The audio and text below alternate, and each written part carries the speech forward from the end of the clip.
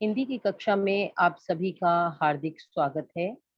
बच्चों, आज हम पाठ भक्तिन पढ़ेंगे, जिसकी लेखिका है महादेवी वर्मा जी। लेखिका महादेवी वर्मा जी का जन्म 1907 ईस्वी में फर्रुखाबाद, उत्तर प्रदेश में हुआ था। उनकी प्रमुख रचनाएं हैं दीपशिखा, यामा, श्रृंखला की कड़ियां, आपदा, संकल्पिता, भारतीय संस्कृति के स्वर, अतीत के चलचित्र, स्मृति की रेखाएं, पथ के साथी, मेरा परिवार। और इनके कुछ पुरस्कार भी हैं जिनसे इन्हें नवाजा गया है। जैसे ज्ञानपीठ पुरस्कार इन्हें मिला, इन्हें पद्म भूषण पुरस्कार प्राप्त हुआ। इनकी विशेष कविताएं और गद्य दोनों में ही इन्होंने अपनी रचनाएं की हैं। कविताओं में इन्होंने आंतरिक पीड़ा को प्रकट किया है और समाज के शोषित, पीड़ित लोगों को अपनी रचनाओं का नायक बनाया। पाठ का सारांश आपको थोड़ा सा बताना चाहूंगी कि भक्तिन जो है वो महादेवी जी का प्रसिद्ध संस्मरणात्मक रेखा चित्र है। संस्मरणात्मक, संस्मरण क्या होता है? यादें। तो जो उनकी यादों पर आधारित उन्होंने रेखा चित्र की रचना की है वह है। इसमें लेखिका ने अपनी सेविका भक्तिन के अतीत और वर्तमान का परिचय देते हुए व्यक्तित्व का चित्रण किया है।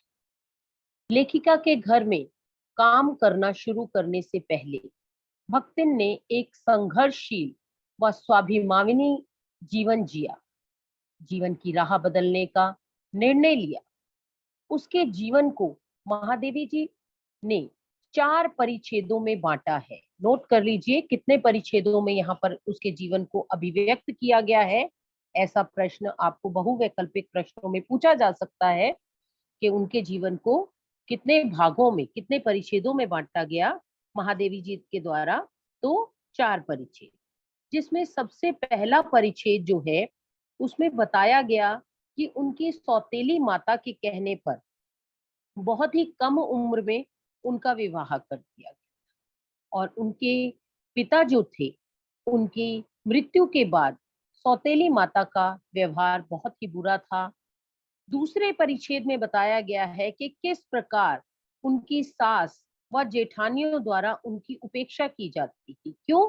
क्योंकि महादेवी वर्मा जी ने जो यहाँ बताया है उसमें यही बताया है कि भक्तिन की 3-3 बेटियां और उनकी जो जेठानियां थी उनके बेटे थे। तो आप सभी जानते हैं कि हमारी ग्रामीण क्षेत्रों में आज के परिप्रेक्ष्य में बात करें तो लड़कियों को बहुत महत्व है, परंतु अगर ग्रामीण क्षेत्र की बात करें और पुराने समय की बात करें तो जिनके पुत्र होते थे उनको बहुत महत्व दिया जाता था और जिन स्त्रियों की संतान के रूप में पुत्रियां होती थी तो उन्हें उपेक्षा का पात्र बनना पड़ता था। तो यहाँ पर उनकी सास और जेठानियों द्वारा उनकी उपेक्षा की जाती थी। पति व बड़े दामाद की मृत्यु, ये भी हमें दूसरे परिच्छेद में ही बताया गया है कि उनके पति की भी मृत्यु हो गई और उनके दामाद की भी मृत्यु हो गई।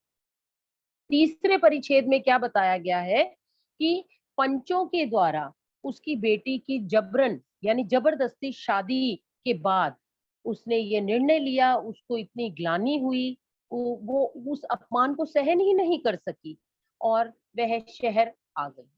और चौथे और अंतिम परिच्छेद में महादेवी जी के घर में रहकर उसने काम किया एक सेविका के रूप में, सेवा भावना के साथ।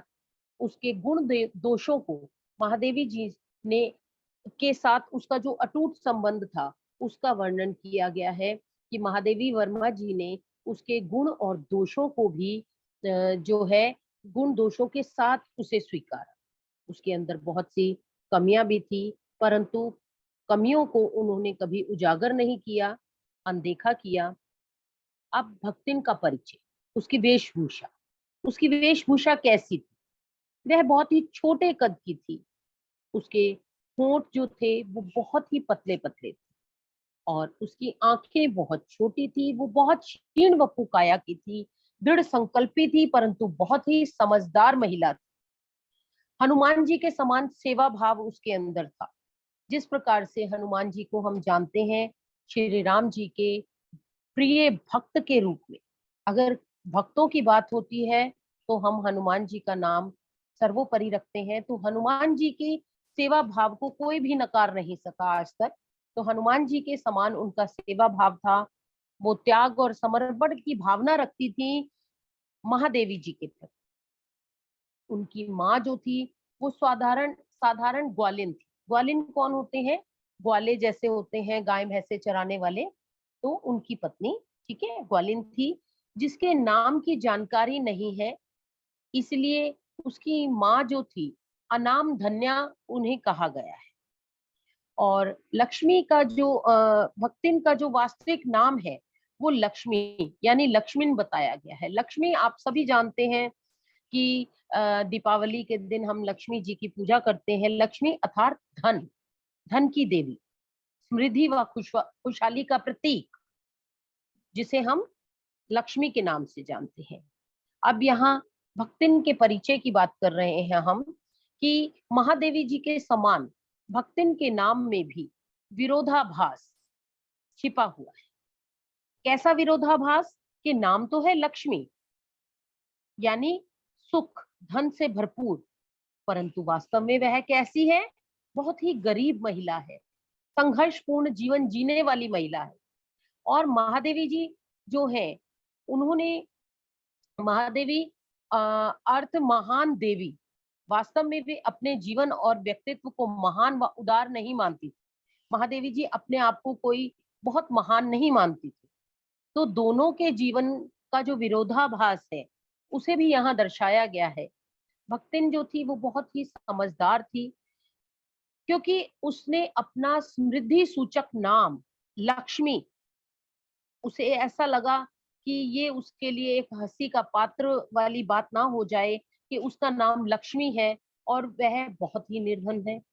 तो इसलिए जब वो शहर आती है तब वो महादेवी जी को अपना असली नाम तो बताती है लक्ष्मी, परंतु इस प्रार्थना के साथ कि वह उस नाम से उसे ना पुकारे। महादेवी जी ने उसकी कंठी माला को देखकर उसका नाम भक्तिन रख दिया। उसने महादेवी जी के यहाँ नौकरी पाने के लिए ईमानदारी के साथ अपना शेष इतिवृत्त यानी व्यक्ति के जीवन का पूर्ण परिचय व ब्यौरा भी बताया। ऐसा नहीं है कि उसका नाम लक्ष्मी था तो उसने महादेवी वर्मा जी से छिपाया, उन्हें बताया, परंतु इस कंडीशन के साथ कि उसका नाम जो है कहीं ना लिया जाए। और इसीलिए महादेवी वर्मा जी ने क्या किया कि उसकी कंठी माला को देखकर उसका नाम बदल दिया। तो बच्चों, आशा है आपको यहाँ तक पाठ समझ आया होगा। अगली अगली कक्षा में आपसे पुनः भेंट करेंगे। तब तक के लिए धन्यवाद।